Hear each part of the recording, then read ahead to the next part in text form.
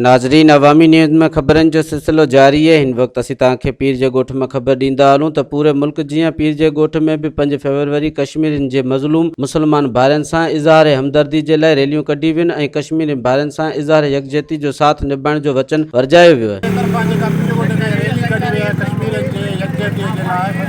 कश्मीर में जो भारत जो मज़ालम है ॾहाकनि खां वठी उहो बंदि करणु घुरिजे। ही सभिनी पीर ॻोठ खां वठी सिंध खां वठी पाकिस्तान दुनिया ते जेको आवाज़ु वञे पियो, हिनखे कश्मीर यकजहती तौर असां मल्हायूं था पिया त उन्हनि सां इज़हार यकजहती हुजे। हीउ जेको सालनि खां वठी ॾहाकनि खां वठी जेके मुसलमाननि जे मथे ज़ुल्म आहे, असांजे मुसलमान जेके बि आज़ादु थियनि कश्मीर न कयो वञे, उन्हनि खे पंहिंजो हक़ ॾिनो वञे। हर मुसलमान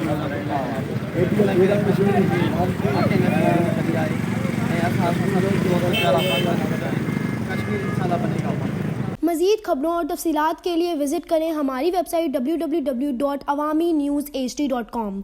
मज़ीद खबरों और तफसीलात के लिए विजिट करें हमारी वेबसाइट www.awamiNewsHD.com।